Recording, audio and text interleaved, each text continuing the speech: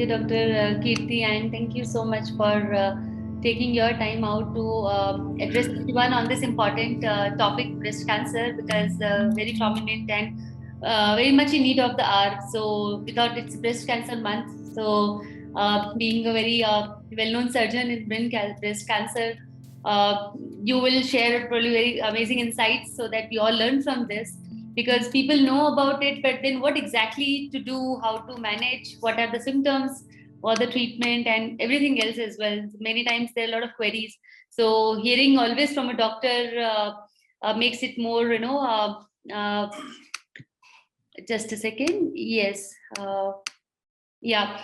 So होता है ना कि hearing from the horse's mouth. So that's where we thought it will be great if you can, take this session and educate all of us on this. So welcome everyone. Welcome to Healing Circle Talks with Dr. Kirti Bhushan. And today we are going to talk on breast cancer awareness, side effects and symptoms, what all things to take care of during the treatment, stigmas attached to it, and many others. Dr. Kirti Bhushan is a surgical oncologist at Raheja, Fortis, and many other hospitals. He completed MBBS from Government Rajendra Institute of Medical Science, MS General Surgery from Government Medical College, Jammu, and DNB of Surgical Oncology from Rajiv Gandhi Cancer Institute and Research Center. He has valuable experience from various hospitals like Asian Cancer Institute of SL Raheja, Asian Cancer Institute, Somaya Ayur Bihar, Dr. Baba Saheb Ambedkar Hospital, and Narayana Vaishno Devi Cancer Hospital. Amazing, rich experience, doctor. He's also done a fellowship in hepatopancreatobiliary surgeon from Medical College in Wisconsin, USA, specialized in breast cancer, thoracic cancer, and gastrointestinal cancer. He has received various awards such as the Best Doctor Award from the Department of Surgery, GMC Jammu, for the dedicated patient services in emergency and the wards, Best Outstanding Young Oncosurgeon Award from His Excellency Dr. APJ Abdul Kalam in March 2018. That's wonderful. And Best Doctor Award from Fortis Hospital, Mumbai in January 2012 for the quality treatment and patient care provided to cancer patients. So it's our pleasure to have you with us on this platform to share your insights and experience on breast cancer. And personally, I'm a big fan of Dr. Kirti, because whenever I have any patient who needs any kind of query, Dr. Kirti is always and always available to answer all the questions, going through the reports and giving his recommendations. So very happy to know that we all are connected through a common thread of cancer cause and here to serve cancer patients. So welcome, Dr. Kirti, once again, and over to you. Yeah. So thank you very much. And today we are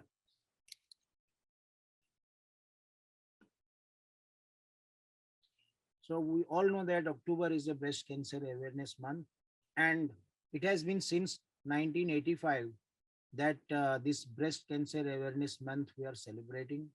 This was started by American Cancer Society along with the breast cancer survivors. So they all started that all the females should be aware that what is breast cancer, what are its signs and symptoms, how to pick them early so that we can treat this disease at an early stage, and there will be survival benefit, and there will be no any other morbidity because of breast cancer for the patient. Now we know that whole world, the incidence of cancer as whole is increasing. 18 million cancer new cases and almost 10 million cancer deaths worldwide. And in Asian countries, it contributes about 50% of all the cancers around the globe. If you see, breast cancer is the most commonest cancer in females worldwide. About 25% of all the cancers in females are related to the breast. Now, if you see some statistics, is that 1.38 million new breast cancer cases we see each year, 4,58,000 deaths each year. If you see in India, sometimes we say that we are not Western country. In Western countries, it's about 1 in 8, but here it is in 1 in 28 women you have breast cancer. But you see the population is so much, it's every 4 minutes we get one female diagnosed with a breast cancer, and after 13 minutes, every 13 minutes, a lady who has breast cancer dies because of it. So this is an alarming statistics. So breast cancer accounts for 14% of cancers in Indian women, and we have to do something about it because our population is very big. So before starting breast cancer as such, we all must know what is cancer, because breast cancer is also a cancer. So whatever the basic changes are happening in all, are common to all cancers. They may occur in different organs, different sites, but the basic pathophysiology or basic biology, how it occurs, is the same. So we all must understand what is this cancer. Just one request, doctor Kirti, हम लोग session को हिंदी और English दोनों में रख सकते हैं क्या, कि Okay, बीच बीच में? okay, thank you. okay. So सबसे इम्पोर्टेंट चीज क्या है कि हमको ये जानना है कि कैंसर क्या है. What is cancer? बहुत लोगों को कैंसर कैंसर नाम सुनते हैं, लेकिन कैंसर है क्या एक्चुअली, वो उनको उतना समझ नहीं है. सो कैंसर हमको जानना है, कैंसर क्या है. हमारा जो शरीर है वो एक मकान की तरह है. एक मकान में डिफरेंट डिफरेंट रूम्स रहते हैं. स्टडी रूम है, बेडरूम है, वॉशरूम है, डाइनिंग रूम है, डिफरेंट डिफरेंट रूम्स है, और ये सब मिलके एक मकान बनाते हैं, एक हाउस बनाते हैं.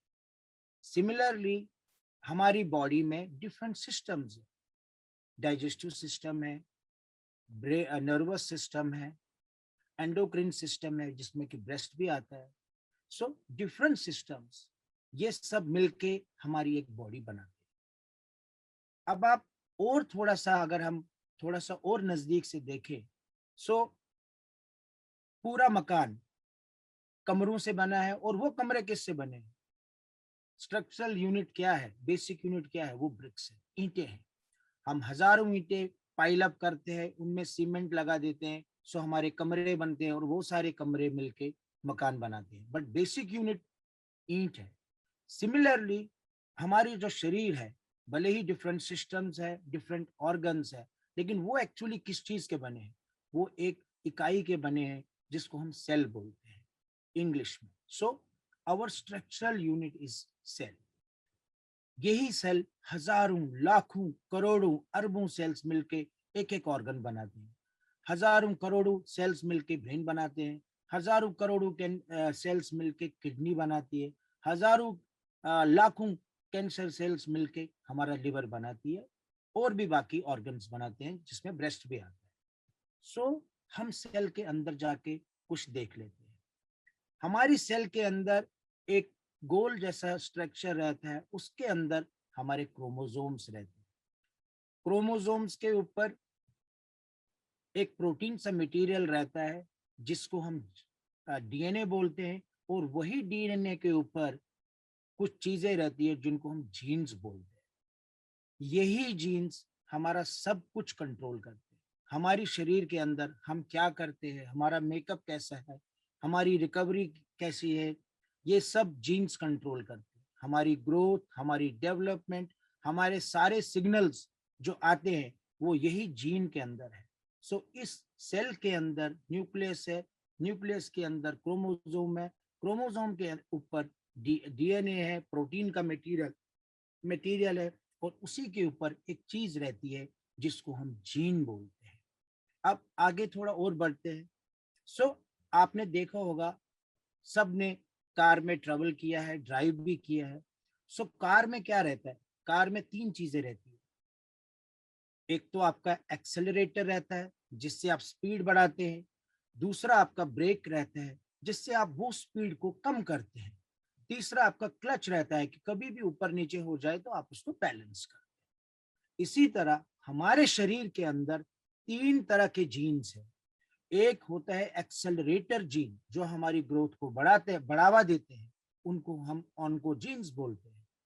दूसरा होता है एक ब्रेक वाला जीन, ट्यूमर सप्रेसर जीन उसको बोलते हैं, जो हमारी ग्रोथ को मेंटेन करता है, उस एक्सेलरेटर को एक लिमिट के बियॉन्ड नहीं जाने देता है. और तीसरा होता है रिपेयर जीन, जो कोई भी सेल में कुछ भी खराबी उसके लाइफ टाइम में हो तो वो उसको रिपेयर करता है। कैंसर में क्या होता है? कैंसर में होगा ये कि एक्सेलरेटर जीन जो है अपनी ग्रोथ अनकंट्रोल्ड करेगा, और उसके ऊपर जो ट्यूमर सप्रेसर जीन जो ब्रेक है वो ब्रेक फेल हो जाती है और क्लच अपना काम नहीं करती है, जिससे कि सेल की एबनॉर्मेलिटी, इस इकाई की जो अंदर की एबनॉर्मेलिटी है वो आप रिपेयर नहीं कर पाते। सो शरीर के अंदर कुछ सेल्स अनकंट्रोल्ड ग्रो कर जाती है जो नॉर्मल सिग्नल्स को नहीं सुनती है, जिसमें एक्सेलरेशन है ग्रोथ का, लेकिन जो उनकी ग्रोथ को कंट्रोल करे उस तरह का उनमें जो सिग्नल है वो खत्म हो चुका है। सो कैंसर में यही होता है, चाहे ब्रेस्ट कैंसर हो चाहे कोई भी कैंसर हो, उसमें सेल्स अंदर शरीर के अंदर ग्रो कर जाती है अनकंट्रोल्ड फैशन से, और उस पर जो कंट्रोल होता है नॉर्मल वो नहीं रहता है और सेल्स एबनॉर्मल भी हो जाती है। So they can form a tumor inside the breast, या एक गांठ का स्वरूप लेती है जब इनका साइज बढ़ जाता है। सिर्फ यही नहीं होता है, ये ट्यूमर से कुछ सेल्स आपकी ब्लड में चली जाती है और वो ब्लड से फिर दूसरे ऑर्गन में चली जा सकती है, इसी को हम कैंसर बोलते हैं।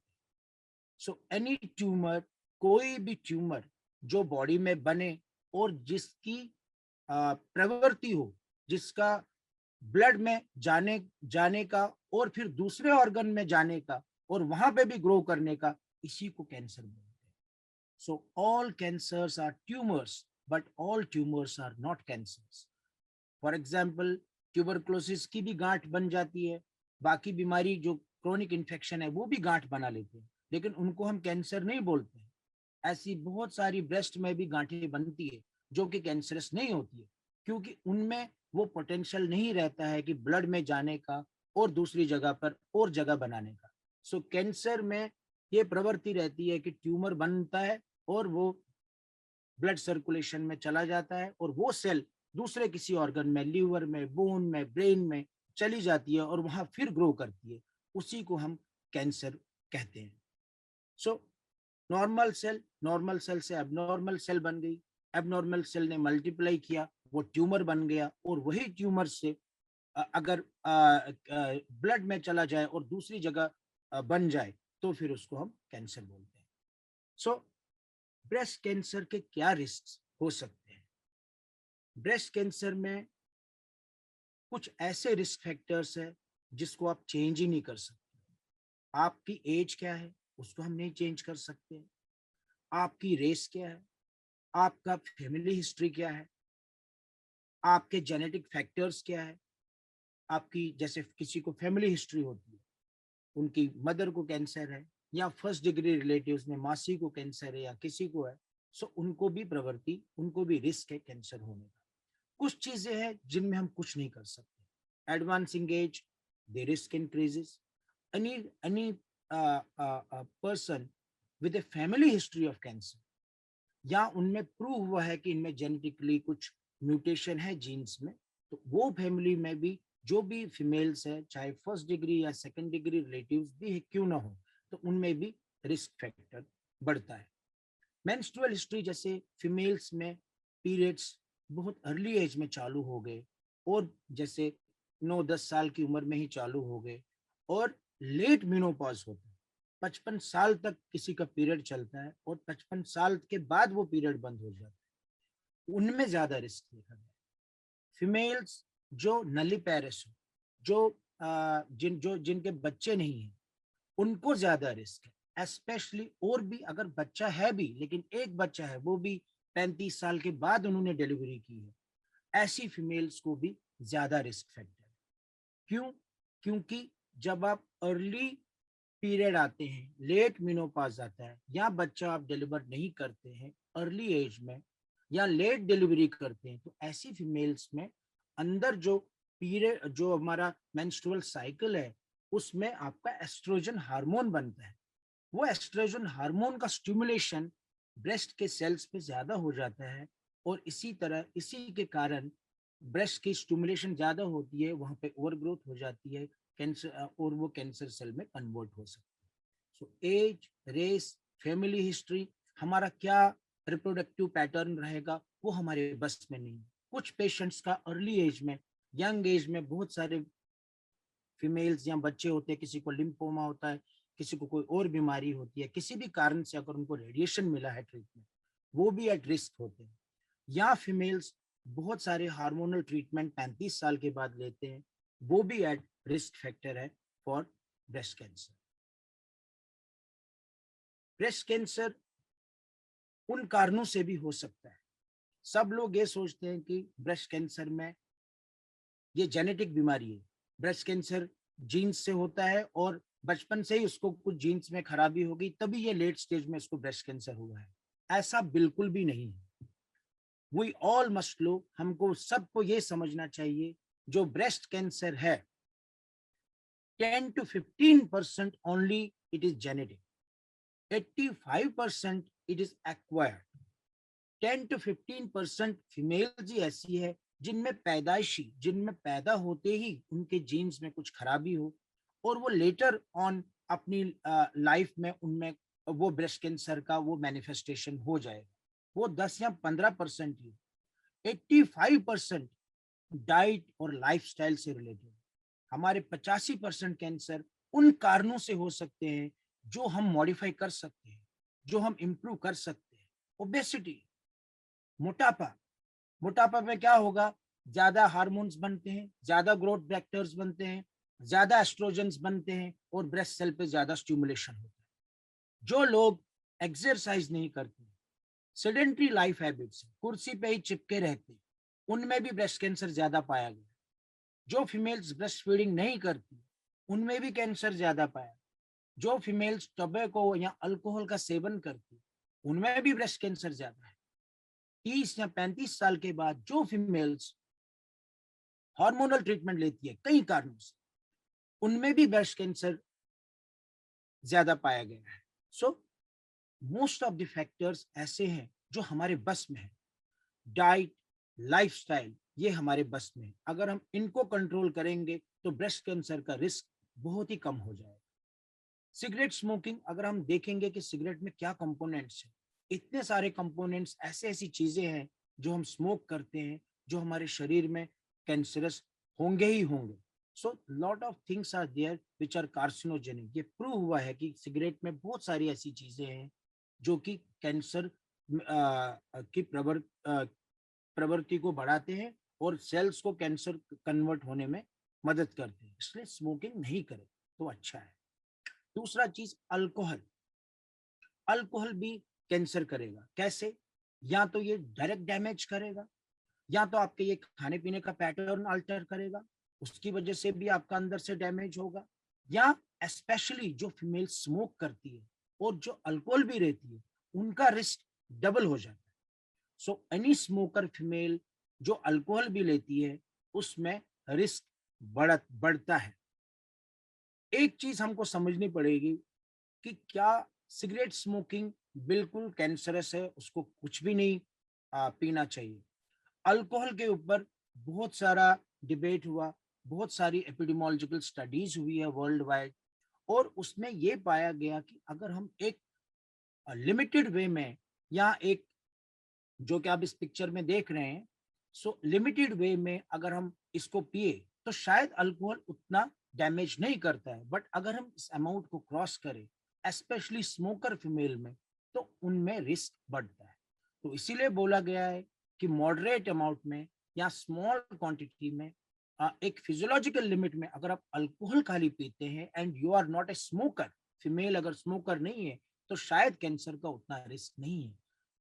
बट अगर फीमेल स्मोकर है और वो अल्कोहल भी हाई क्वांटिटी में पीती है, सो उसमें कैंसर का रिस्क और भी बढ़ जाता है।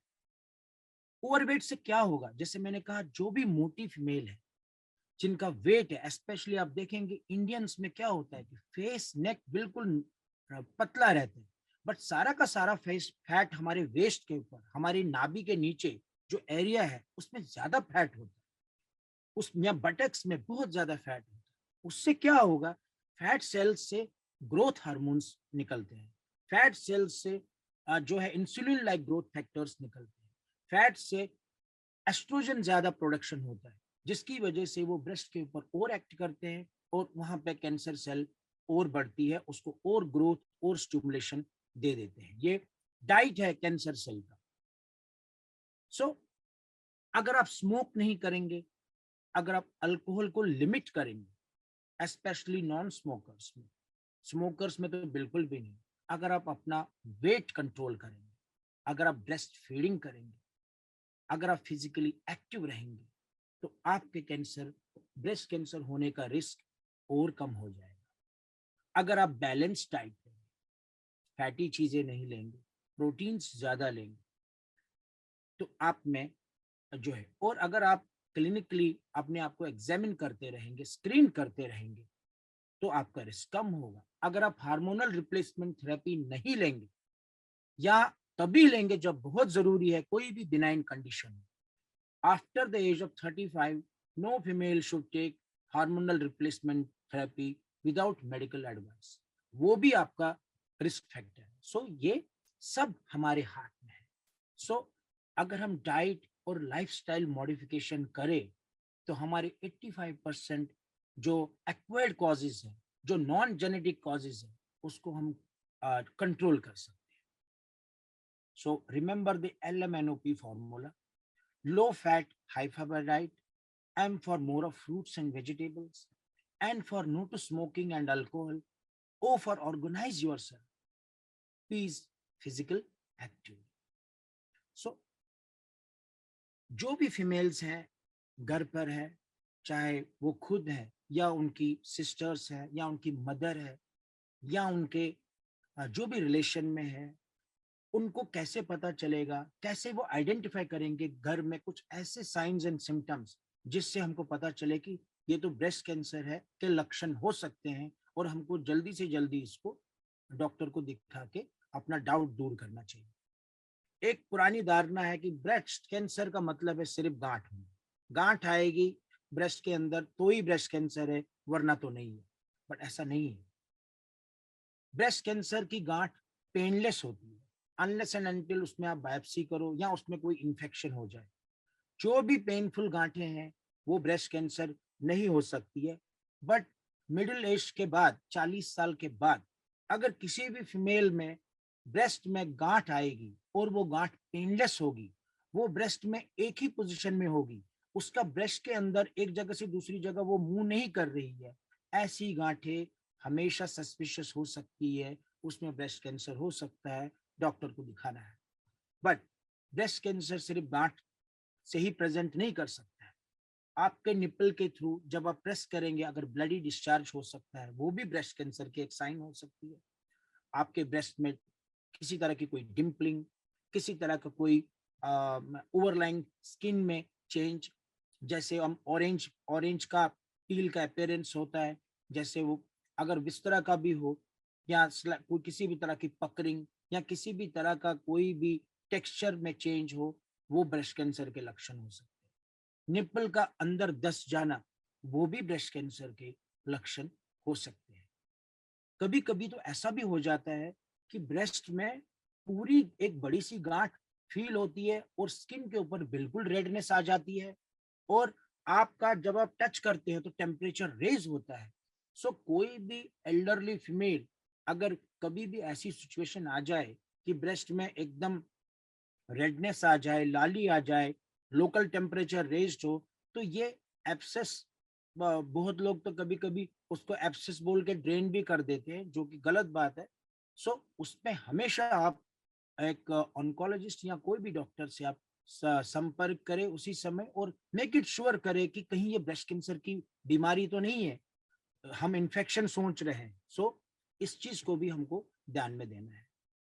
एक और चीज ये है कि कभी कभी ब्रेस्ट में गांठ होती ही नहीं, लेकिन आपकी आर्मपिट के नीचे गांठ होती है, आपकी कॉलर बोन के ऊपर गांठ होती है, क्योंकि वो ब्रेस्ट कैंसर वहां पे स्प्रेड होता है।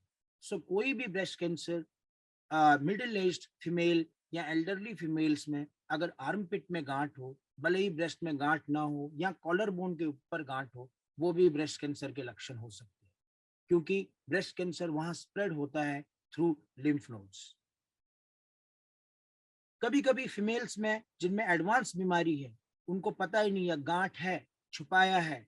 फीमेल कभी कभी हम बहुत बार देखते हैं कि बहुत सारी फीमेल्स अपनी गांठ को छुपाते हैं या इग्नोर करते हैं, और बाय द टाइम वो बीमारी फैल जाती है, आप बोन में जाएगी, ब्रेन में जाएगी, लंग में जाएगी, लिवर में जाएगी, और उसी प्रकार के सिम्टम्स भी उनको होंगे। कितनी बार बहुत सारी एल्डरली लेडीज को हमने देखा कि कंप्लेंट आती है कि वो वॉशरूम में चली गई, जस्ट थोड़ा सा गिर गई, लेकिन टांग फ्रैक्चर हो गई। सो बोन इतनी वीक रहती है क्योंकि बोन में स्प्रेड हुआ होता है वो डिजीज, सो बोन का भी फ्रैक्चर हो जाता है। तो उसी को हम पैथोलॉजिकल फ्रैक्चर बोलते हैं कि ट्रॉमा इतना ज्यादा नहीं है, इतनी ज्यादा और उनको लगी नहीं है, लेकिन फिर भी बोन क्रैक हो गई क्योंकि उसमें बोन में स्प्रेड होता है। इसी तरह अगर सिर में बीमारी जाए तो कभी सीजर्स आते हैं, कभी वो एकदम से गिर जाते हैं, कभी उनको कन्वल्शंस हो सकते हैं। फेफड़े में जाएंगे, ब्रेथलेसनेस हो सकती है, ब्लड में स्पूटम में खून आ सकता है, या लिवर में अगर बीमारी जाएगी तो जॉन्डिस, ब्लीडिंग वगैरह जो भी होते हैं। सो ये सिम्टम्स है अगर ब्रेस्ट कैंसर आपका स्प्रेड हुआ है बाहर। सो हमको पूरा ध्यान रखना चाहिए कि भाई सो इन चीजों का मतलब क्या है। इन चीजों का मतलब ये है कि जो भी female after the age of 40 साल के बाद, या वो फीमेल्स जिनमें फैमिली हिस्ट्री है एटलीस्ट 35 साल की उम्र के बाद, उनको ब्रेस्ट का सेल्फ एग्जामिनेशन करना आना चाहिए। एवरी मंथ, हर एक महीने के बाद उनको करना है। पीरियड के 3 से 7 दिन के अंदर वो अपना एग्जामिन करें। और वो एक तरीका होता है, ये नहीं कि आप फिंगर टिप्स आप से आपके ब्रेस्ट को दबाओ। एक प्रॉपर तरीका है जो कि आप वीडियोस में देख सकते हैं, इंटरनेट पे देख सकते हैं, या नजदीकी डॉक्टर से जाकर के सीख सकते हैं। उसका एक प्रॉपर पैटर्न है, how to do a breast self examination, अपनी ब्रेस्ट को कैसे आप एग्जामिन करें। सो हर हर एक महीने के बाद, 40 साल के बाद, नॉर्मल फीमेल्स को, या जिन फीमेल्स में फैमिली हिस्ट्री है, मदर को हुआ है, मासी को हुआ है, उनको 35 साल से ही शुरू होना चाहिए। हर महीने के बाद उनको ब्रेस्ट सेल्फ एग्जामिनेशन करना चाहिए, और मिरर के सामने करते हैं। और ये सब चीजें आप माइंड में रखते हैं कि कहीं मेरी गांठ तो नहीं है, कहीं निप्पल का क्या स्टेटस है, कहीं ओवरलाइंग स्किन का क्या स्टेटस है, आर्मपिट मेरा कैसा है, कहीं कोई डिम्पलिंग तो नहीं है, कहीं किसी भी तरह की कोई एबनॉर्मेलिटी तो नहीं है, सो दैट कि आप खुद भी इसको पिकअप कर सकते हैं। एक और इम्पोर्टेंट बात है कि जब भी आपको लगा किसी भी फीमेल को या फैमिली में कोई भी फीमेल अपनी उनको ब्रेस्ट कैंसर का लक्षण इस तरह का है, तो नेक्स्ट आता है कि अब हम क्या करें, अब हमको क्या करना चाहिए। सबसे इम्पोर्टेंट चीज है कि हमको नजदीकी हॉस्पिटल में ऑन्कोलॉजिस्ट को दिखाना है। उसके आगे क्या स्टेप है हॉस्पिटल में, हम पहले कंफर्म करेंगे कि डिजीज है कि नहीं। पहले है कंफर्म द डिजीज है कि नहीं। दूसरा चीज, हम ये देखते हैं कि भाई ये डिजीज कहाँ स्प्रेड हुई है, पूरी बॉडी में स्प्रेड हुई है कि नहीं हुई, अगर नहीं हुई है या हुई है तो कहाँ हुई। तीसरा चीज, एक बार डायग्नोसिस आ गया और इसका एक स्टेजिंग जो है होता है वो आ गया, हम तय करते हैं कि भाई इसका ट्रीटमेंट प्लान क्या हो सकता है। सो 2-3 चीजों का ध्यान रखना चाहिए एज ए जनरल पर्सन। कभी भी ओवर इन्वेस्टिगेशन या अंडर इन्वेस्टिगेशन नहीं होनी चाहिए। हमेशा जब आप डॉक्टर से बात करें, खुल के बात कीजिए, अपने जो भी आपके मन में क्वेश्चंस आते हैं वो आप पूछिए। अगर आप कंफ्यूज्ड है, डिससेटिस्फाइड है, आप सेकंड ओपिनियन भी ले सकते हैं, लेकिन इन्वेस्टिगेशंस वही करे जो आपको सही डायग्नोसिस दे और जो आपको ट्रीटमेंट प्लान में हेल्प करे। Don't do any investigation which does not change your line of treatment or which does not help any add anything to your diagnosis or staging. ये आपको ख्याल रखना है। क्वालिटी ट्रीटमेंट और अफोर्डेबल ट्रीटमेंट आपका right है। सो diagnosis कैसे करते हैं, 3 चीजें करते हैं। एक तो डॉक्टर फिजिकली एग्जामिन करेगा, क्लिनिकली देखेगा कि ये लंप या गांठ या कोई भी चीज सस्पिशियस है कि नहीं। जब उनको लगता है कि नहीं सस्पिशियस है, उसके बाद वो रेडियोलॉजिकल इन्वेस्टिगेशंस करते हैं। रेडियोलॉजिकल इन्वेस्टिगेशंस में क्या होता है कि जो भी ब्रेस्ट है 40 साल के ऊपर, उनको बायलैटरल मैमोग्राफी हम करते हैं, जो कि ब्रेस्ट के स्पेशल एक्सरेज होते हैं। अगर यंग फीमेल है, छोटे से लीजन्स है, फैमिली हिस्ट्री है, उसमें हम ब्रेस्ट एमआरआई भी कर सकते हैं या नॉर्मल एक अल्ट्रासोनोमैमोग्राफी भी कर सकते हैं। तीसरा चीज, जब हमको क्लिनिकली और रेडियोलॉजिकली लगता है कि नहीं सस्पिशियस है, तो थर्ड चीज होता है कि हम उसकी बायोप्सी करते हैं। बायोप्सी करके ये प्रूव करते हैं कि ये कैंसर है कि नहीं। अब आप देख लीजिए, अगर आप अच्छा मेमोग्राफी करेंगे 40 साल की एज के बाद, तो उसमें ब्रेस्ट कैंसर की गांठ आपको आराम से दिखती है। एक और चीज मैं कहना चाहता हूँ कि 40 के नीचे अल्ट्रासाउंड या एमआरआई क्यों चाहिए और 40 के बाद मैमोग्राफी क्यों, बहुत बार ऐसे डॉक्टर बोलते हैं। उसका रीजन ये है, जैसे जैसे एज बढ़ती है वैसे ही ब्रेस्ट की डेंसिटी भी कम हो जाती है। उसमें जो ग्लैंडुलर एलिमेंट है, जो ग्लैंडुलर ग्लैंड्स है, वो कम हो जाते हैं और बाकी कनेक्टिव टिश्यू वो थोड़ा सा बढ़ जाते हैं। इस वजह से मैमोग्राफी ज्यादा 40 साल के ऊपर हम लोग प्रेफर करते हैं, उसमें अच्छे से आ जाता है गांठ। बट अगर यंग फीमेल्स होगी तो उसमें जो उसकी नॉर्मल ब्रेस्ट की डेंसिटी होती है वो भी वाइटिश वाइटिश शेडो दे देगी। सो उसमें फिर कंफ्यूजन हो जाता है कि ये गांठ है कि क्या नहीं है, या गांठ मास्क भी हो सकती है। सो ऐसी सिचुएशन में उनको हम एमआरआई प्रेफर करते हैं या सोनोमैमोग्राफी प्रेफर करते हैं, जिससे हमको आइडिया लग जाए। आजकल एफएनएसी का दौर नहीं है। सुई की जांच कि जस्ट हमको पता चले कैंसर है कि नहीं है, उतने भर से काम नहीं चलता है। हमको एक अच्छा पीस निकालना है ब्रेस्ट से, जिसको हम कोर बायोप्सी या ट्रू कट बायोप्सी बोलते हैं, जो कि ओपीडी बेसिस पे भी होते हैं। जब भी आप जाते हैं, आपको अगर किसी को भी ब्रेस्ट कैंसर में गांठ है और उसकी बायोप्सी करनी है, तो आप बोलिए डॉक्टर को कि सर हमको एफएनएसी नहीं करना है, हमको बायोप्सी करना है। क्योंकि एफएनएसी करने के बाद भले ही आपका डायग्नोसिस पॉजिटिव भी आए, तो भी हमको बायोप्सी चाहिए, तो भी हमको बड़ा सा पीस चाहिए। क्यों चाहिए? उसका रीजन ये है कि हमको उस पर और भी स्टडीज करनी पड़ती है। ब्रेस्ट कैंसर के ऊपर बहुत सारे रिसेप्टर्स रहते हैं। अब आप देखेंगे लेफ्ट साइड में नॉर्मल ब्रेस्ट कैंसर पे कुछ प्रोटीन रिसेप्टर्स रहते हैं, जिनको हम ईआरपीआर रिसेप्टर्स बोलते हैं। कैंसर सेल में ये रिसेप्टर की संख्या बढ़ जाती है। जब ये रिसेप्टर की संख्या बढ़ जाती है, तो हमको ये देखना है कि भाई ये रिसेप्टर पॉजिटिव है या रिसेप्टर नेगेटिव है। जो भी रिसेप्टर पॉजिटिव निकलते हैं, उसमें बहुत सारी दवाइयां, बहुत सारे मेडिसिन, बहुत सारी टैबलेट्स हम बाद में ऐड कर सकते हैं। अगर नेगेटिव है तो उसमें वो चीज ऐड नहीं कर सकते।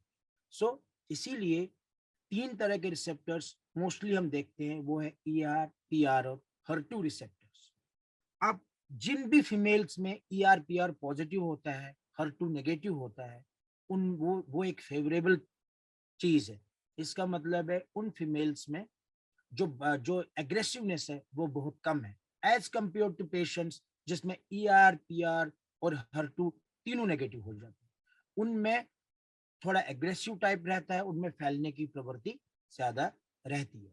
सो कैंसर का नेचर अंडरस्टैंड करने के लिए भी हम ये रिसेप्टर स्टडीज करते हैं। और आप देख लीजिए, ये HER2 रिसेप्टर अगर पॉजिटिव है किसी को, तो उसमें हर्सेप्टिन इंजेक्शन यूज कर सकते हैं। उसमें और भी दुनिया भर के ऑप्शन है जो हम यूज कर सकते हैं। इसीलिए रिसेप्टर स्टडी बहुत जरूरी है। एक बार आपने ब्रेस्ट का एग्जामिन किया, उसका बायोप्सी किया, उसको मैमोग्राफी किया। मैमोग्राफी इसलिए भी करते हैं कि दूसरा ब्रेस्ट नॉर्मल है कि नहीं ये भी देखना है, उसमें कहीं कोई लीजन तो नहीं है। सो उसके बाद आपको मेटास्टैटिक वर्कअप करना पड़ता है। आपको ये देखना पड़ता है कि आपकी ये बीमारी कहीं फैली तो नहीं है, कहीं स्प्रेड तो नहीं हुई है।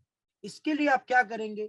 या तो सीटी स्कैन चेस्ट या एब्डोमेन करेंगे और बोन स्कैन करेंगे। लेकिन इतना सब करने से अच्छा है आजकल हम लोग सिर्फ पेट स्कैन करते हैं। पेट स्कैन से हेड से लेकर के टो तक आपको इंफॉर्मेशन मिलेगी। आजकल पेट स्कैन सस्ते भी हो गए हैं। CT scan chest, abdomen, pelvis और बोन स्कैन पर जितना कॉस्ट होगा, उससे कम कॉस्ट आपको होल बॉडी पेट स्कैन में होगा।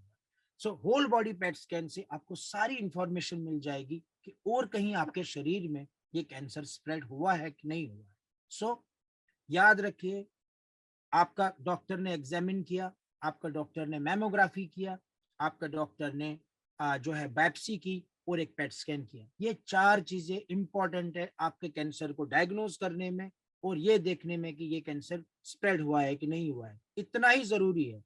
इससे एडिशनल कभी भी अगर आपको डॉक्टर कोई बोले कि ये इन्वेस्टिगेशन ये है, तो आपका हक है कि आप पूछेंगे कि sir why you are doing this investigation, is this investigation going to change the line of treatment, और is this investigation going to add anything else. ये आपको पूछने का पूरा हक बनता है। जब आपका डायग्नोसिस हो गया, ब्रेस्ट कैंसर है, सब कुछ है, फिर क्या करना है आगे, क्या ट्रीटमेंट है? एक तो ऑपरेशन होता है जिसको हम सर्जरी बोलते हैं, एक तो इंजेक्शंस का ट्रीटमेंट होता है जिसको कीमोथेरेपी बोलते हैं, और आजकल स्टडीज की जा रही है इम्यूनोथेरेपी पे भी। रेडिएशन का ट्रीटमेंट, जिनमें ब्रेस्ट बचाने वाला ऑपरेशन होता है उनको हम रेडिएशन के ट्रीटमेंट भी देते हैं। और जैसा कि मैंने पहले ही कहा, जो फीमेल्स ER PR पॉजिटिव होती है उनमें आप हार्मोनल थेरेपी भी देते हैं। ऐसी बहुत और सारी अनगिनत ट्रीटमेंट्स आए हैं ब्रेस्ट में। देखा गया है कि जिनमें एक कीमो नहीं काम करती है, दूसरी कीमो नहीं काम करती है, या बार बार बीमारी आ रही है और उनके बहुत सारे ऑप्शंस एग्जॉस्ट हो चुके हैं, तो उसमें बहुत सारी टारगेटेड थेरेपीज भी आई है जिसमें जो है हम यूज कर सकते हैं। सो एक चीज मैं कहना चाहता हूं कि आज का वर्ल्ड, अब वो जमाना गया कि पूरा ब्रेस्ट निकालो। हम लोग फोकस करते हैं, हमारा एम्फेसिस है कि हम ब्रेस्ट बचाए। Breast conservation surgery is the आज के डेट में ब्रेस्ट कैंसर सर्जरी पर ही फोकस है। ब्रेस्ट कैंसर सर्जरी का मतलब क्या है? इसमें आप ब्रेस्ट की जो गांठ है उसको निकालते हैं अलोंग द नॉर्मल मार्जिन्स। सिर्फ गांठ ही नहीं निकालना है, 1 सेंटीमीटर नॉर्मल ब्रेस्ट टिश्यू भी आप उसको निकालते हैं, और एक्सिला आर्मपिट में छोटा सा इंसिजन देके, छोटा सा चीरा देके आप आर्मपिट की गांठें भी निकालते हैं। सो अल्टीमेटली दी 3 या 4 घंटे के बाद पेशेंट खाना पीना खा लेता है, दूसरे दिन पेशेंट घर भी जा सकता है, और उसकी ब्रेस्ट भी बच जाती है, जिसमें उसका साइकोलॉजिकल इमोशनल प्रोफाइल जो होता है वो भी बढ़ता है, और she feels much much better, positive and confidence वो उसकी जाती नहीं है। सो कोई भी फीमेल जिसमें ब्रेस्ट कैंसर सर्ज कंजर्वेशन करने की गुंजाइश है, उनको हम ब्रेस्ट कंजर्व भी करते हैं। सो कभी कभार ऐसी सिचुएशन भी आती है कि आपके ब्रेस्ट में, आपने स्क्रीनिंग के लिए गए, एग्जामिनेशन के लिए गए, आपकी ब्रेस्ट में कोई भी गांठ नहीं फील हो रही है, लेकिन मैमोग्राफी ने बता दिया कि अंदर कुछ तो एक लीजन है जो कि बहुत ही सस्पिशियस है। अब उसका क्या करें? बहुत सारे डॉक्टर बोलते कुछ नहीं है, इस पे कुछ नहीं होगा, ये है वो है, फील ही नहीं हो रहा है। कुछ लोग ऐसे ही इग्नोर करते हैं, घर में बैठ के डिस्कशन करते हैं कि भाई हम जब है ही नहीं, कुछ फील ही नहीं हो रहा है। ऐसा नहीं है। कभी कभी स्टार्टिंग में 2 मिलीमीटर, 4 मिलीमीटर, 5 मिलीमीटर का भी ऐसा लीजन कोई रहता है जो स्क्रीनिंग मैमोग्राफी में आपको पिकअप होगा, वो भी कैंसरस हो सकता है अगर वो सस्पिशियस हो तो ऐसी सिचुएशन में क्या करते हैं? ऐसी सिचुएशन में हम एक गाइड वायर डाल देते हैं, आप देखिए पिक्चर में, और एक बार हमने गाइड वायर डाल दिया, वो गाइड वायर डाल के हम ये गांठ को पूरा ही निकालते हैं और उसको टेस्टिंग के लिए उसी समय भेजते हैं, जिसको हम बोलते हैं फ्रोजन सेक्शन। सो ऐसी भी फैसिलिटी है कि आपको सस्पिशियस है कि कोई तो गांठ है, फील हो नहीं रही लेकिन अंदर में है, MRI ने बताया है, मैमोग्राफी ने बताया है। घर में हम बार बार टेंशन, स्ट्रेस, एंजाइटी रखने से अच्छा है कि हम उसको निकालें। कैसे निकालें? गाइड वायर डालते हैं और फिर ऑपरेशन थिएटर में लेके जाते हैं, उस गांठ को पूरा आप निकालते हो, और उस गांठ का फिर आप एक्सरे भी करते हो, ये देखने के लिए कि क्या आपने वो सस्पिशियस एरिया निकाला कि नहीं। सो वो निकाल के आप तुरंत उसी समय उसको, पेशेंट बेहोशी होता है, आप उसको ऑपरेशन थिएटर में जो है उसका ये सैंपल भेजते हैं, and within 25 minutes report आ जाती है, जिसको फ्रोजन सेक्शन रिपोर्ट बोलते हैं, जिसमें ये वो बोलते हैं कि भाई इसमें कैंसर है कि नहीं। अगर कैंसर होगा तो हम आर्मपिट का डिसेक्शन भी करेंगे, अगर कैंसर नहीं होगा तो it's a good news for the female, her job is done, उसकी एंजाइटी खत्म हो गई। बड़ी बार ऐसा होता है कि जब भी हम ब्रेस्ट कैंसर, किसी का ब्रेस्ट कैंसर हुआ है और उसका जिस साइड में कैंसर हुआ है, जिस साइड में आर्म पिट का डिसेक्शन हुआ है, उस साइड की आर्म बहुत सूज गई है, स्वोलन हो गई, उसको हम लिम्फेडिमा बोलते हैं। उसमें क्या होता है कि स्किन और सबकुटेनियस जो फैट होता है उसमें जो पानी होता है, वो हमारे जो आर्म पिट के नोड्स है वो उसको चूसते हैं, चूसने के बाद वो उसको सर्कुलेशन में देते हैं, ब्लड वेसल्स में दे देते हैं। बट जब हमने आर्मपिट के नोड्स ही निकाले हैं, इतने सारे निकाले हैं, सो उसकी वजह से इस फीमेल का वो जो कैपेसिटी है वो डेवलप नहीं होता है, अल्टरनेट कोलेटरल चैनल्स भी डेवलप नहीं हो पाती है, और वो फीमेल्स इस लिम्फेडिमा का शिकार होती है। इसको कम करने के लिए भी साइंस ने तरक्की की, तो उन्होंने क्या किया, उन्होंने बोला कि भाई आप एक methylene blue, simple methylene blue आप स्किन के जो एरियोला है उसके अराउंड, नहीं तो गांठ के अराउंड आप इंजेक्ट कीजिए। वो मिथिलिन ब्लू आप देखिए वो धीरे धीरे आर्मपिट के नोड में चला जाएगा। तो जो पहला नोड में चला जाएगा उसी को सेंटिनल लिम्फ नोड बोलते हैं, और first draining lymph node from the cancer.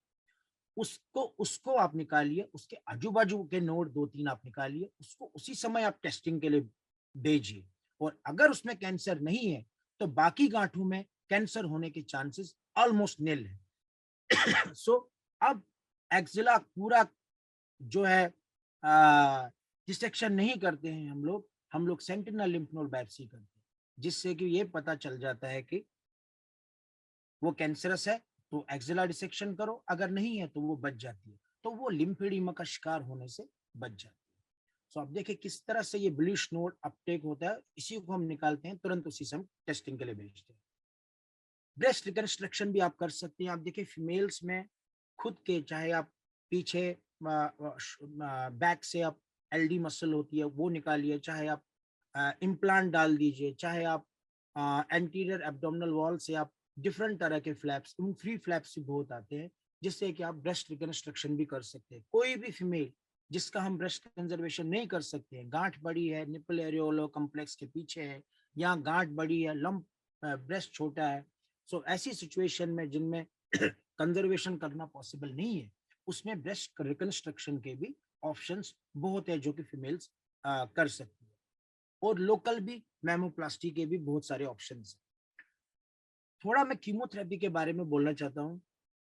जब भी ब्रेस्ट ऑपरेबल होती है, ब्रेस्ट का ऑपरेशन कब हो सकता है, एक मोटा मोटी हम आइडिया रखें, जब गांठ छोटी हो, 3-4 सेंटीमीटर तक गांठ हो, आर्मपिट में कोई गांठ नहीं हो, और शरीर में कहीं स्प्रेड नहीं है, तब आप अपफ्रंट ऑपरेशन भी कर सकते हैं। कभी कभी गांठ बड़ी होती है, ब्रेस्ट छोटी होती है, हम गांठ निकालेंगे तो ब्रेस्ट का साइज छोटा होगा। कभी कभी ऐसा भी होता है कि आर्मपिट के अंदर भी गांठें हैं, वो भी पॉजिटिव है। ऐसी सिचुएशन में हम पहले कीमोथेरेपी देंगे, कीमोथेरेपी 2-3 साइकिल्स देंगे, उससे वो गांठ भी कम होगी, उससे आर्मपिट की गांठ भी कम होगी, उससे जो कैंसर सेल कोई सर्कुलेशन में होगा वो भी हम कम कर सकते हैं, उसके बाद हम ऑपरेशन कर सकते हैं। सो कीमोथेरेपी या तो हम ऑपरेशन से पहले भी दे सकते हैं, जिसको हम नियो एडजुवेंट कीमोथेरेपी बोलते हैं, या हम ऑपरेशन के बाद भी दे सकते हैं, जिसको हम एडजुवेंट कीमोथेरेपी देते हैं। आपका आईवी लाइन है या आपने कीमोथेरेपी का पोर्ट डाला है, वहां से ये ग्लूकोज के थ्रू आप एक पर्टिकुलर डोज में ये इंजेक्शन देते हैं, और ये इन्फ्यूजन पंप से आप देते हैं। सो जनरली ब्रेस्ट कैंसर की कीमोथेरेपी डे केयर में होती है, बहुत ही सिंपल होती है, सरल होती है, 2-2.5 घंटे में फिनिश होती है। कीमोथेरेपी से क्या होता है, कीमोथेरेपी सिर्फ कैंसर सेल को ही नहीं, नॉर्मल सेल्स को भी अफेक्ट करती है, इसीलिए साइड इफेक्ट्स होते हैं। कभी कभी बहुत सारी पेशेंट्स को हेयर लॉस होगा, बहुत सारी पेशेंट्स को जीआई अपसेट्स होते हैं, लूज मोशन होते हैं, मुंह में छाले पड़ सकते हैं, ससेप्टिबिलिटी टू इन्फेक्शंस होती है, इम्यूनिटी कम होती है, कभी कभी डब्ल्यूबीसी काउंट बहुत ही गिर जाते हैं। सो कीमोथेरेपी के साइड इफेक्ट्स हैं।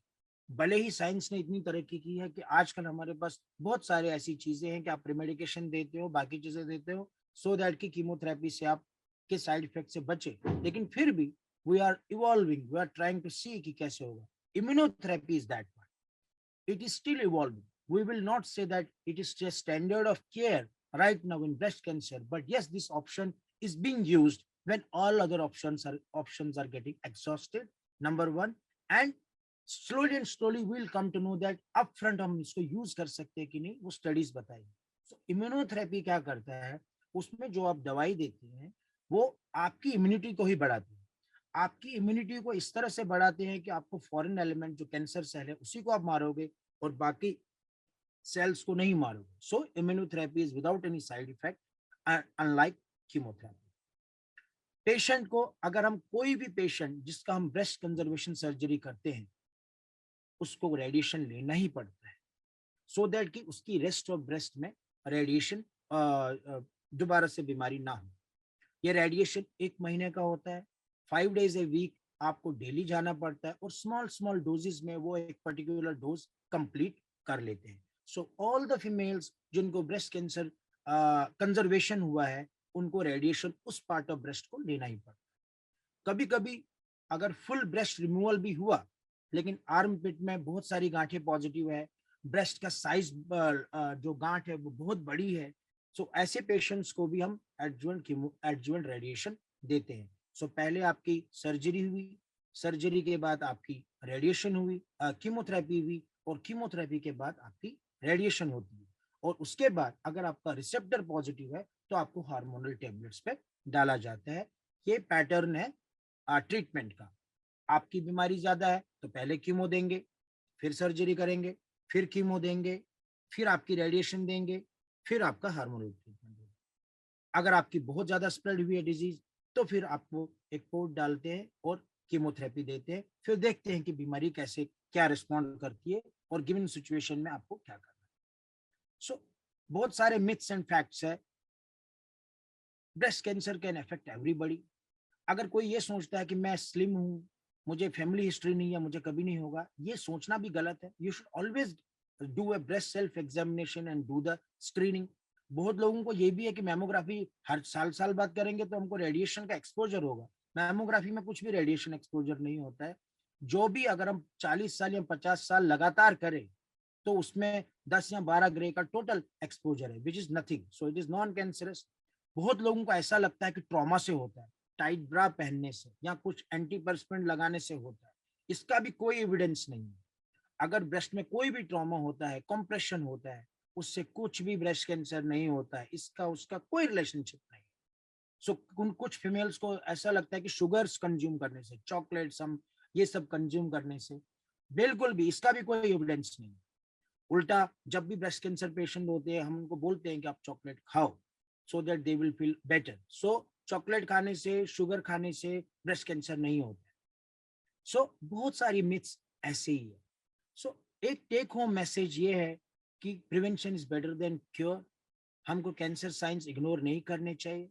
टाइमली ट्रीटमेंट करेंगे, क्वालिटी ट्रीटमेंट करेंगे, सही इलाज करेंगे तो फायदा होगा, और हेल्दी लाइफस्टाइल रहना चाहिए. अभी सब females, we all must remember this thing: breast cancer screening. So all the females above the age of 40 or those with family history, they start from 35 years of age. उनको self breast examination करना आना चाहिए. हर महीने के बाद कीजिए. आप internet से डाउनलोड करो how to do self breast examination, local doctor से पूछ सकते. मैमोग्राफी 40 साल के बाद ईयरली करनी चाहिए. और अगर आपके 10 साल में बिल्कुल नॉर्मल मैमोग्राफी आती है, 50 साल के बाद आप 2-2 साल बाद भी इसको कंटिन्यू कर सकते हैं. Yearly clinically breast examination by the local doctor, ये कर सकते हैं. और जो भी फीमेल्स जिनमें जेनेटिक रिस्क फैक्टर है, जिनमें BRCA1 या BRCA पॉजिटिव फीमेल है, 40 साल की फीमेल है, 35 साल की फीमेल है, उसको में कैंसर हुआ है, उसके 10 साल पहले से ही ब्रेस्ट MRI, चाहे आप साल या 2 साल बाद करो, ऐसा उनकी बच्चों में का फीमेल्स जो हैं उनमें करना चाहिए, सो दैट कि उनमें पिकअप हो जाए कि कहीं कोई एबनॉर्मेलिटी तो नहीं है, कहीं कोई डिजीज तो नहीं है. So I thank you all for the patient sharing. I hope मैंने कुछ पॉइंट्स क्लियर किए हैं. बहुत सारे पॉइंट्स होते हैं, उनको क्लियर करना मुश्किल है, but I have tried my level best. So thank you very Thank much. you. Thank you so much, Dr. Kirti. Can you please click on the stop sharing the screen?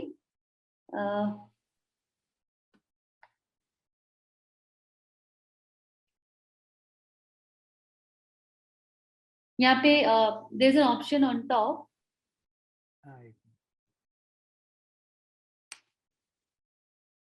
Okay, I'll do it.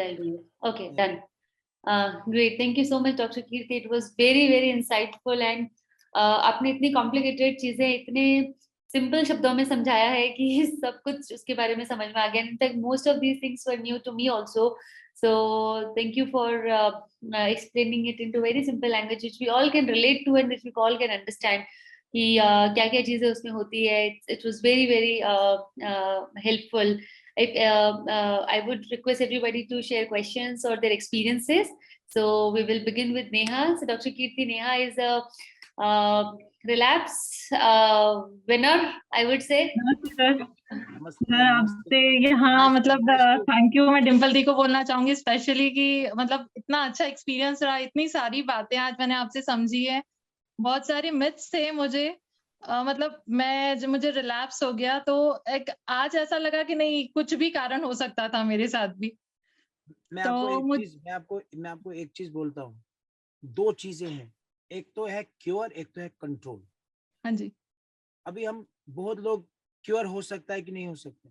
I have seen females where the relapse भी हुआ, हमने breast cancer को control किया and they live their life reasonably very well.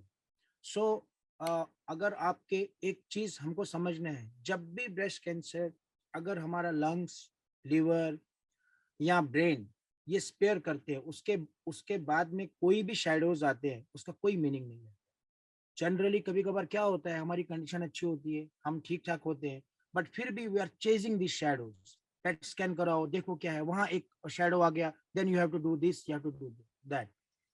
So that is why emphasis आजकल ये है कि हम बायोलॉजी को अंडरस्टैंड, ट्यूमर का नेचर कैसे है, ट्यूमर. सो ऐसे बहुत सारे टेस्ट आए हैं जहां से हमको ये पता चल जाता है कि इसका जेनेटिकली और बायोलॉजिकली कितना एग्रेसिवनेस है. अगर एग्रेसिव नहीं है और आपका रीजनेबल पीरियड वो चला जाता है, we save those options also and we under. So ये बहुत जरूरी है कि we should not do knee jerk reaction, specially in recurrent cases. ऐसा मैंने बहुत बार देखा है, people are very very conscious about anything small shadow. So इसीलिए we keep the investigations to the minimum. जैसे कोई एक सिंपल अल्ट्रासाउंड करा लो, एक सिंपल चेस्ट एक्सरे करा लो, एक सिंपल ब्लड के टेस्ट करा लो. अगर आप क्लिनिकली अच्छे हैं, एसिम्प्टोमेटिक है, कोई भी ऐसा कुछ नहीं है, so we just carry on with this, unlike you know. But वो डिसीजन आपका और जो भी डॉक्टर रहता है उनके आपस में. ये तो जस्ट एक मैं जनरलाइज्ड व्यू बोल रहा हूँ. सर मेरा 2016 में आया था और मुझे प्रेगनेंसी में आया था. तो मुझे 6 मंथ्स की प्रेगनेंसी में था, तो मुझे 3 कीमो लगे थे प्रेगनेंसी में ही. और उसके बाद मुझे डिलीवरी हुआ, उसके बाद अगेन 3 कीमो, फिर सर्जरी हुआ था मेरा. और मैं ट्रिपल पॉजिटिव थी, तो मुझे हर्सेप्टेन भी लगे 17 कीमो. और बाद में एक ल्यूप्रॉन का एक इंजेक्शन लगा था, वो भी मुझे 2.5 साल तक लगा था. और 1 साल बस वो छूटा था ल्यूप्रॉन, और उसके बाद मुझे रिलैप्स हो गया अभी 2020 में दिसंबर में, ओवरीज में आ गया. तो अभी उसकी भी सर्जरी हो गई है मेरी, और अभी मैं कैटजिला पे हूँ. तो कैटजिला मुझे 13 लग चुके हैं. तो सर मुझे एक चीज ये पूछनी थी कि जब से कैटजिला ले रही हूँ ना, तो मुझे यहाँ पे जैसे मेरे लिम्फ नोड्स है ना, इस साइड से पीछे की साइड जैसे स्वोलन हो जाते हैं. अभी जैसे आज मेरा 5th डे हुआ है कैटजिला का, तो अब जैसे आज 2-3 दिन मुझे यहाँ सारी जगह स्वेलिंग रहेगी. तो मैंने 2-3 डॉक्टर से पूछ लिया है, तो उन्होंने कुछ भी उसको ऐसे कुछ नहीं है, बस ऐसे इग्नोर करो. बट अभी आप सामने बैठे तो मेरा रहा नहीं गया, मैंने कहा पूछ लिया. इससे कुछ नहीं होते, नॉन स्पेसिफिक सिम्टम है, it may not be related to this. थोड़ा सा हमारा वो रहता है, कुछ घबराने की बात नहीं है, डोंट वरी अबाउट. नहीं सर घबराहट तो नहीं है, बट ये ना ये सारा ऐसे सूझ जाता है, और मतलब 2-3 दिन मतलब मुझे बहुत इरिटेट करता है ये सब चीजें.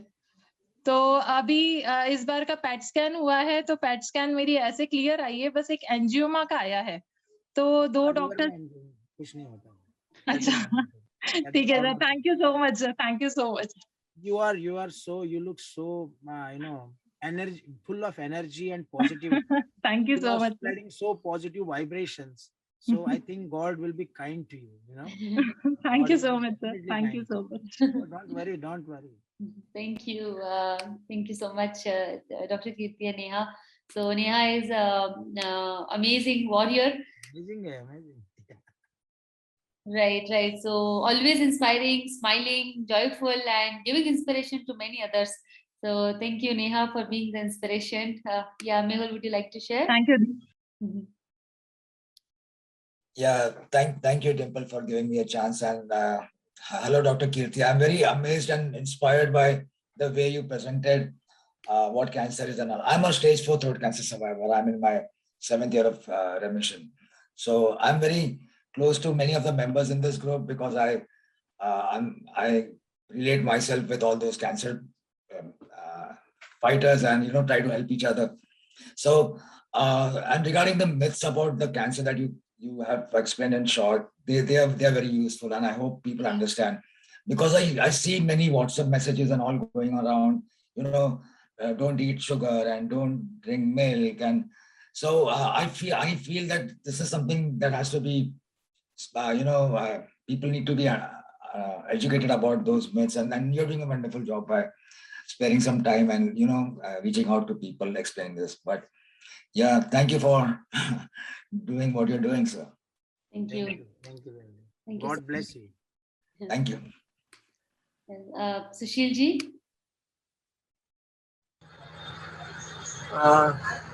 Thank you, doctor, for informative information. My wife is diagnosed with breast metastasis in January, and ER positive, HER2 negative, and वो इस समय पैल्बोसिलिक पहले दिन से ही मतलब पैल्बोसिलिक 125 पर है, and she is positively responding to that. अभी जो पैड जुलाई में हुआ था, it is almost clear as per doctor. तो थोड़ा सा थायराइड का इशू है उनको, तो बाकी लोग। मुझे एक छोटी सी क्वेरी थी कि ये जो पैल्बोसिलिक है, ये सब अब ड्यू है 4 महीने बाद यानी दिसंबर में, तो ये अगर पेट क्लियर हो जाता है तो ये पैल्बोसिलिक का सेशन कितना लंबा चलेगा? Because it is a costly. कभी कभी क्या होता है कि जब आपने स्टार्ट किया है और उसके बाद जब क्लियर होगा, तो क्लियर होने के बाद फिर भी इधर मिनिमम 6 months to 1 year कभी कभी मेडिकल ऑन्कोलॉजिस्ट उसको कंटिन्यू करते हैं, सो दैट कि रिलैप्स ना हो, जल्दी से ये ना हो, अनलेस एंड अनटिल आप श्योर नहीं हो। कभी कभी बहुत ही ये क्या होता है ना, शंका हो जाती है कि भाई दोबारा ना आ जाए, अगर रेस्पॉन्ड कर रहा है तो फिर so they might continue this medicine for 6 months to 1 year। आपने जैसे ही बताया कि फ्रैक्चर हो गया था, तो अननोन रीजन से उनकी लेफ्ट आर्म में एक इस पर्टिकुलर पोर्शन में एक फ्रैक्चर हुआ था, और वो करीबन 3.5-4 महीने में नेचुरल वे में ही मतलब हील हो जाएगा। हाँ, क्योंकि उसमें क्या हुआ होगा कि बोन डिस्प्लेस नहीं हुआ होगा, इट वाज जस्ट एक क्रैक और बोन एक ही जगह थी, तो आपने इमोबिलाइज किया उसको, हिलाया डुलाया नहीं, उसके साथ ही अपना नेचुरल हीलिंग हो गया। दूसरा चीज और भी हीलिंग हुआ बिकॉज आपने बीमारी के ऊपर कंट्रोल भी किया। ER-PR जो पॉजिटिव ट्यूमर्स रहते हैं उनमें अच्छा रिजल्ट रहता है, और उसमें बहुत सारे दुनिया भर के ऑप्शंस हैं। तो ये टेबलेट से ये रेस्पॉन्ड आ रहा है, continue with it for another 6 months minimum to 1 year। Weight gain का इशू मुझे लग रहा है, मतलब पिछले कुछ दिनों से पहले तो स्टेटिक रहा, लेकिन अब ये 2 महीने से हल्का सा वेट गेन है, वो जो ऑब्जर्व भी किया है मेडिकल हो गए, तो is it a risky affair? थोड़ा सा वेट गेन तो अच्छी बात है। वेट गेन का means that there is a positive this thing. अब ये है कि भाई उसके हाइट वेट के हिसाब से आइडियल वेट कितना रहना चाहिए, वो थोड़ा सा ज्यादा है उनकी हाइट, तो ज्यादा है तो कम करना है। ओबेसिटी रिस्क फैक्टर है, ओबेसिटी कम करना पड़ेगा। हमारे इंडिया में सबसे ज्यादा रिस्क यही है, मोटापा, वो भी वेस्ट का जो मोटापा, पेट का जो मोटापा रहता है, उसी में फीमेल्स का फैट ज्यादा रहता है, वो कम करना है। नहीं कर रहे हैं, वी आर ट्राइंग कम करना है, वेट बढ़ना नहीं चाहिए, स्लिम रहना चाहिए। So nice, sir. Thanks for your spending your time, valuable time. Not only time, valuable time. Thank you so much for explaining it very well, Dr. Kirti. Deepak ji? हाँ जी जी। Same case है इनका, सुशील राठी जैसे मेरी wife का भी 2015 में उनको हुआ था ब्रेस्ट कैंसर, ER पॉजिटिव था, HER2 नेगेटिव था, BCS हुआ, 4 कीमो पहले FEC का हुआ था, बाद में सर्जरी, वापस 2 कीमो FEC किया। अभी 2021 में रिलैप्स हो गया, स्टेज 4 है। अभी उनको ब्रेस्ट में भी है, मेडिस्टल में भी है और इलियक बोन में भी है। अभी डॉक्टर ने बोला कि उनको पाल्बोसाइक्लिन पर रखना पड़ेगा। अभी पाल्बोसाइक्लिन 100 दे रहे हैं हम उनको, जी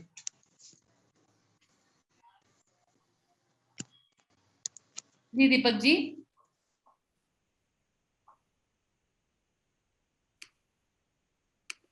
हाय दीपक जी, आप हैं क्या यहाँ पे? ओके, जब तक कि वो वापस आते हैं we will continue with this. So doctor, आपने बताया कि 40 इयर्स के जो ऊपर की जो एज की लेडीज होती हैं उनको अपना रेगुलर करवाना चाहिए, बट यंग वुमेन्स के लिए जो कि आजकल 30s में भी काफी लोगों को कैंसर हो रहा है, उनके लिए कुछ हो सकता है क्या अर्ली डिटेक्शन के लिए? नहीं, यही है, आप अपना ब्रेस्ट को खुद को एग्जामिन करो, एवरी मंथली आप एग्जामिन करो, स्पेशली फीमेल्स जिनमें रिस्क फैक्टर ज्यादा रहता है। कोई भी फीमेल किसी भी एज में अपने ब्रेस्ट को सेल्फ एग्जामिन करना सीखे तो बहुत अच्छी बात है, तो उसमें कुछ नहीं। ये यहाँ पे एम्फेसिस क्यों है, ऐसा नहीं है कि 40 साल की है, तो इंडिया में तो 30 to 40 में इट्स इंक्रीजिंग। सो कहने का ये इंटेंशन ये है कि कोई भी फैमिली, कोई भी फीमेल एटलीस्ट जिनमें रिस्क फैक्टर है वो तो करे, but otherwise any female who wants to do, they can do it, so that they can examine their breast, learn how to feel for the lump, learn how to identify the things. So awareness, general awareness after 30s किसी भी female में रहे तो ये तो बहुत अच्छी बात है। अच्छा, उसमें ऐसा नहीं है कि आपको नहीं करना है, आप नहीं कर सकते हो, ऐसा कुछ नहीं है। Okay. So and that's- mammogram और थर्मोमेमोग्राम में मतलब डिफरेंस, हमने जैसे वैसे पता है कि यहाँ थर्मोमेमोग्राम थर्मल टेक्निक से होता है, बट ऐसा है क्या कि लेस हार्मफुल है या फिर मेमोग्राम इज मोर हार्मफुल, ऐसा कुछ है? मैमोग्राफी बिल्कुल भी हार्मफुल नहीं है, बिल्कुल भी नहीं हार्मफुल है। और अच्छा मैमोग्राफी जिसमें कुछ डिफरेंट डिफरेंट टेक्निक्स है, डिफरेंट व्यूज से ब्रेस्ट का एक्सरे लिया जाता है। It's a low voltage high amplitude X-ray of the breast. इसमें हाई रेजोल्यूशन क्लीन इमेजेस आती है, बिल्कुल भी जरा सा भी 1% भी इसमें कोई सच्चाई नहीं है, ये बिल्कुल एकदम सेफ है। वी नीड नॉट, मैं आपको फिर भी एक बार फिर अंडरलाइन करता हूँ, किसी भी फीमेल को अगर ब्रेस्ट कैंसर है तो डायग्नोसिस के लिए क्या करना चाहिए? एक तो एग्जामिनेशन जो किया आपने वो मैमोग्राफी, मैमोग्राफी के बाद बायोप्सी, वो भी ट्रू कट बायोप्सी, एपिनिसी का कोई रोल नहीं, और तीसरा पेट स्कैन। ये 3 चीजें बस, और कुछ भी नहीं है। सीटी स्कैन चेस्ट चला गया, बोन स्कैन चले गए, बिकॉज टू मच टॉर्चर होता है पेशेंट को। बोन स्कैन कराओ, फिर तुम सीटी स्कैन कराओ, फिर आप चेस्ट का सीटी स्कैन अलग, फिर एब्डोमेन पेल्विस का सीटी स्कैन अलग, और उसमें एक्सपेंडिचर भी ज्यादा हो जाता है। आज इतने सेंटर्स है जहां पर पेट स्कैन 8,000 में भी होता है। सो 8,000 में आपने पेट स्कैन कराया, 4-5 हजार में आपने ब्रेस्ट का बायोप्सी जो है आपने भेजा उसका कराया, अगर आपने ER-PR पहले ही देखा तो 8,000, 8 और 8 16,000 प्लस ये, तो 20,000 में you can get your breast diagnosis in front of you. So we have to be very judicious, वैसा मैं कहने की कोशिश है। Thank you, yeah very very insightful. ये स्टैंडर्ड स्टेजिंग है, ये तो NCCN गाइडलाइन है, पूरे वर्ल्ड में स्टैंडर्ड स्टेजिंग। सो इसीलिए हमारा जब हमारे पास जब भी पेशेंट आता है, सो हम एक ही दिन में ये सारा करते हैं, दूसरे दिन रिपोर्ट सामने होती है। So we don't waste time. हमारी पेट स्कैन की रिपोर्ट 10 साल बाद नहीं आती, मतलब 4-5 दिन बाद नहीं आती, सारी रिपोर्टें एकदम फटोफट ही हो जाती है, राइट। और जिससे कि जल्दी immediate treatment. Thank you so much, Dr. Kirti, for your time and also explaining us about end-to-end about breast cancer treatment, diagnosis and everything. It's very very helpful, insightful. I'm sure कि बहुत लोगों को इससे काफी कुछ पता चलेगा, and hopefully हम लोग सब मिलके इसके बारे में और ज़्यादा अवेयरनेस स्प्रेड करके ब्रेस्ट कैंसर को अर्ली डिटेक्ट कर सकते हैं, बिकॉज बहुत ही इजीली डिटेक्ट होता है ब्रेस्ट कैंसर, या एंड अगर राइट टाइम पे ट्रीटमेंट करवाया तो सब कुछ पॉसिबल है, राइट? या सो मैं लास्ट पॉइंट आपको बोलता हूँ कि हमको ट्रीटमेंट सिंपलीफाई करना है। जब भी हम हॉस्पिटल जाते हैं, कुछ जाते हैं, ये करो वो करो, we have to very very much simplify it, क्योंकि एक फीमेल जो होती है वो बहुत एंग्शियस होती है उस समय, उसको काउंसलिंग अच्छे से करना चाहिए, जो भी ट्रीटिंग डॉक्टर है। सबसे इम्पोर्टेंट चीज वही है, आपको कोई परवाह नहीं है, आपको कुछ नहीं होगा, आप बिल्कुल ठीक हो जाओगे, अगर ये 2 या 3 वर्ड ही अगर हम बोलें तो उसका इम्पैक्ट होता है बहुत ज्यादा।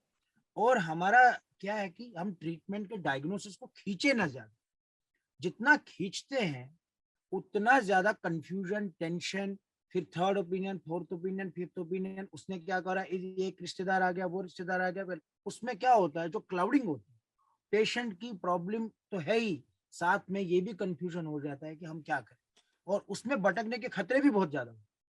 सो मैंने ये चीज नोटिस की है कि ट्रीटमेंट जो होना चाहिए, घर का एटमॉस्फेयर भी बहुत इंपॉर्टेंट, हमको जो भी डॉक्टर जो मिलेगा वो भी बहुत इंपॉर्टेंट है, कौन डॉक्टर मिला, उसका कैसा है, क्या है, because these patients require a lot of counseling.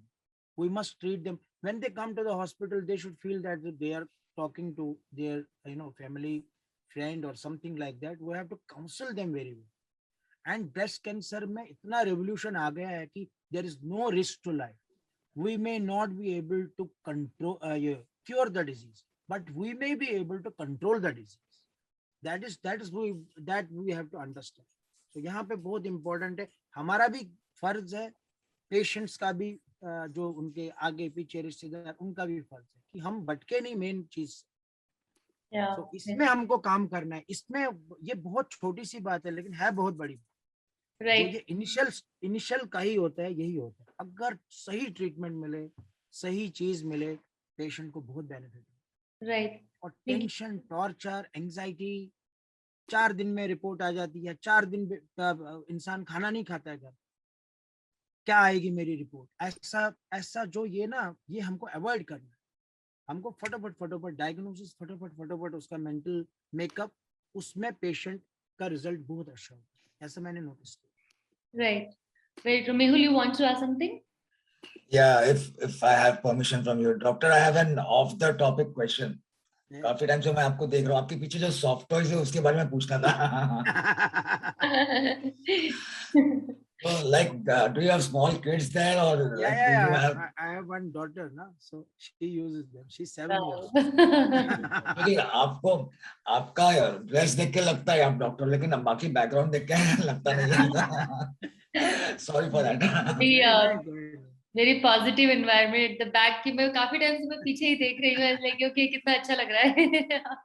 Because मैं आपको एक चीज बताता हूँ, गलती हमारी है। मैंने देखा है कि बहुत सारे patients they are not expressive, they don't express themselves. उनका रिलेशन में एक आता है, वो डॉक्टर के सामने बहुत ऑरा क्रिएट होता है, बहुत सारे doctor. I don't believe in that.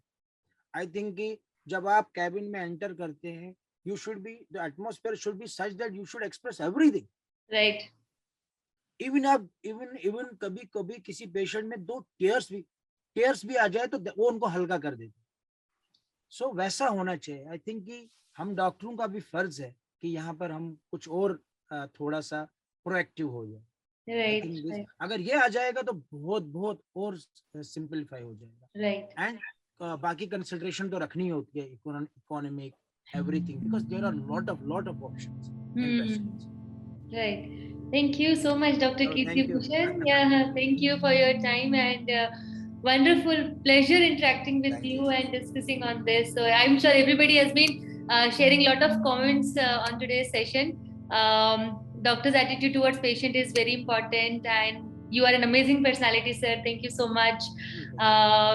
Lot of wishes and lots of love. Thank you so much, Dr. Kirti. And with this, we will end today's session. Thank you.